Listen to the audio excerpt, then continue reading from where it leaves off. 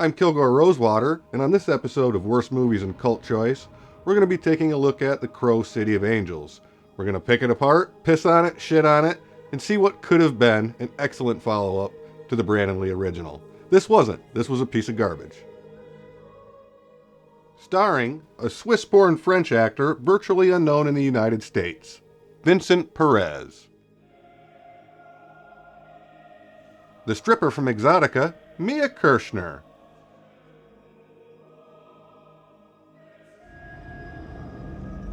We all have our pleasures. Richard Brooks, better known as Rhino from Wes Craven's Shocker. In his first real role, future Punisher Thomas Jane. In her final role, Vietnamese actress Thuy Trang, best known as the Yellow Ranger of Mighty Morphin Power Rangers fame. On September 3, 2001, Thuy and two passengers were involved in a car accident, which killed Thuy and left her friend paralyzed. The Crow, from all the Crow movies. And from Ann Arbor, Michigan, James Newell Osterberg Jr., more commonly known as Iggy Pop. And directed by Coca-Cola commercial veteran Tim Pope. After the success of The Crow, Miramax commissioned a sequel and production began in 1995.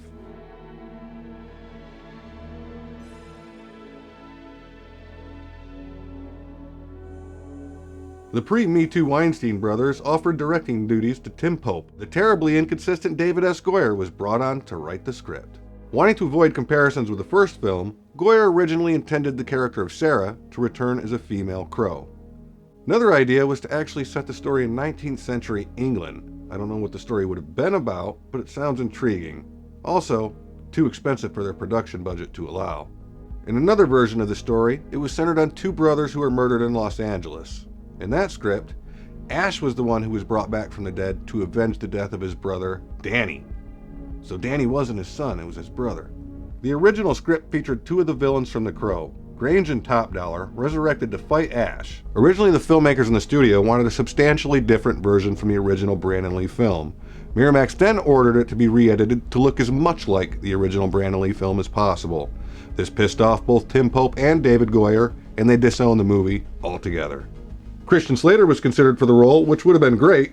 However, he was still a huge star at the time and was beyond their price range. John Bon Jovi even auditioned, and he would actually later go on to star in an altogether different awful horror sequel, Vampires Los Muertos. Ultimately, Vincent Perez stars as Ash, a murdered man who embodies the mythic Crow to return to life to avenge his death and that of his young son, Danny. For inspiration, Perez says that he looked to Jim Morrison in Hamlet. However, he plays his rendition of the character in a far more sadistic manner. His delivery is flat, and it's no surprise that he just doesn't have the moves that Brandon Lee had, and he comes across as more of a perversion of the original than a new character. My name is Sarah. Canadian actress Mia Kirschner co-stars as Sarah, a tattoo artist who is supposed to be the grown-up version of the little girl played by Rochelle Davis in the original Crow. Kirschner plays most of her scenes with all the emotion of someone who has been heavily sedated. Listen, Grace.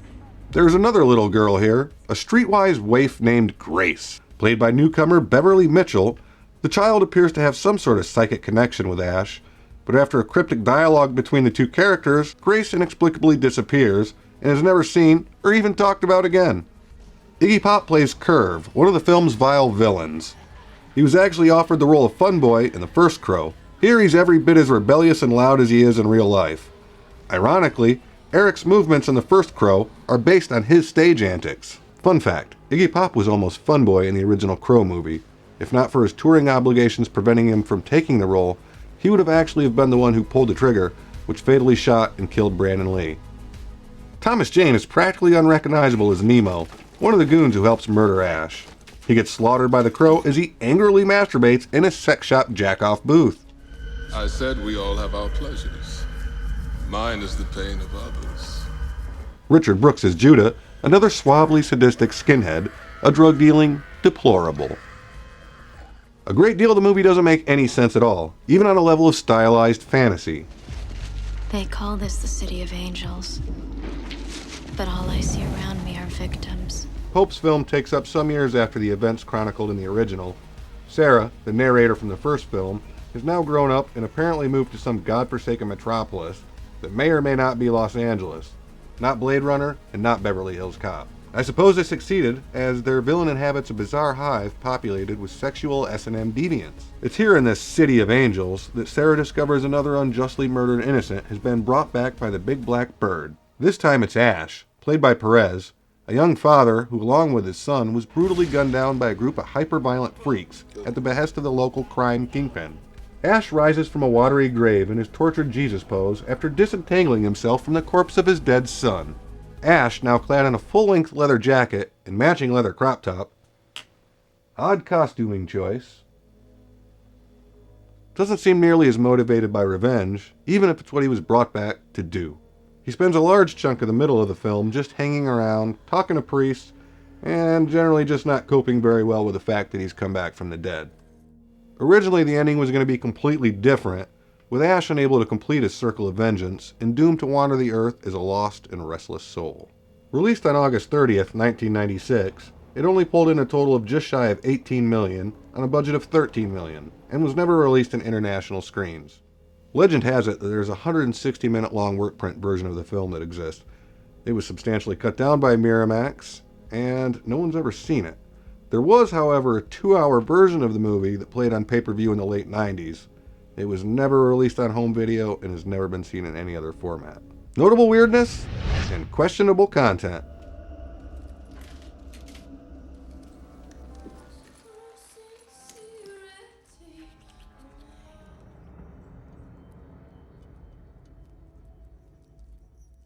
A golden beetle?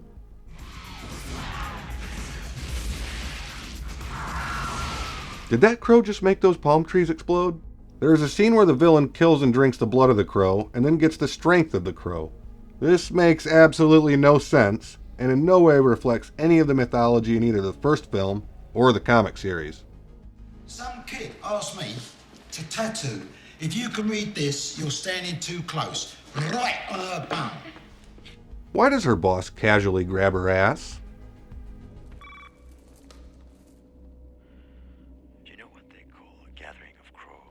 How is he calling him on the jack-off booth phone? Where did he get the number from? It can receive calls from an outside line?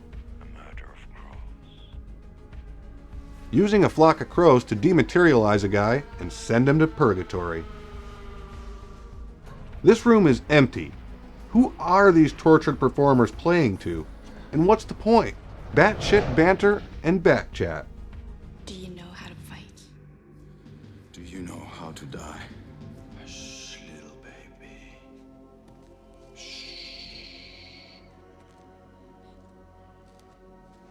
Don't say a word.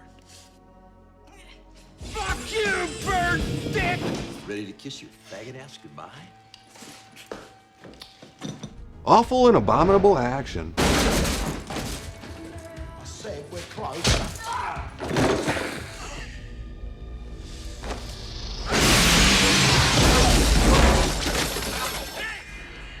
One crow, sorrow, 2 crows. Die!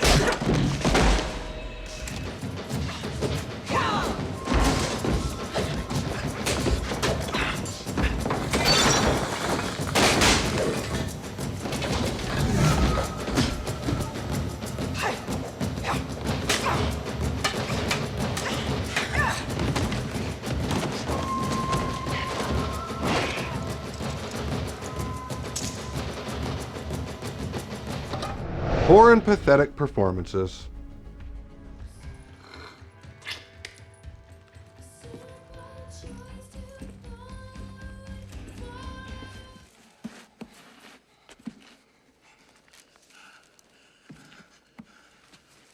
I had a dream about you.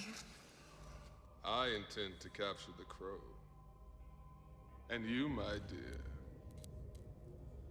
are the bird seed. And now, my last 3 thoughts. In 1997, video game developer Grey Matter and video game publisher Acclaim released the movie tie-in video game, also called The Crow City of Angels, on Sony PlayStation, Sega Saturn, and Microsoft Windows. The game's design was similar to Resident Evil in several ways and loosely follows the plot of the movie. It quickly gained the reputation of notoriously bad and is somewhat of a cult status among the fans of so bad it's good content. It was better than this movie. One of the worst hero gearing up montages I've ever seen.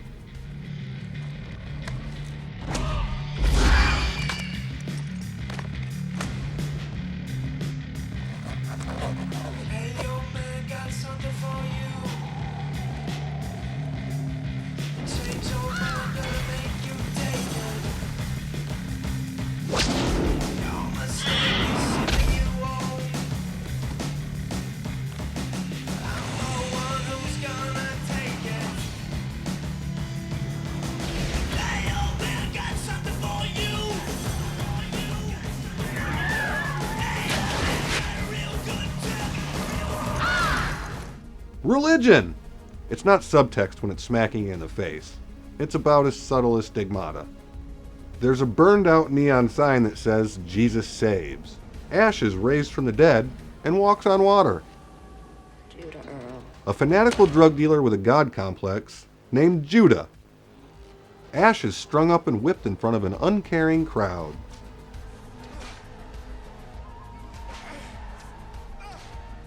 Mia Kirschner has a cross cut into her forehead. City of Angels. Ash rises from the dead and is placed right in the middle of all the temptation that you can imagine. Sex, drugs, and rock and roll. The Crow franchise is one that's always been tied up in myths and religion. Having said that, this one takes it too far.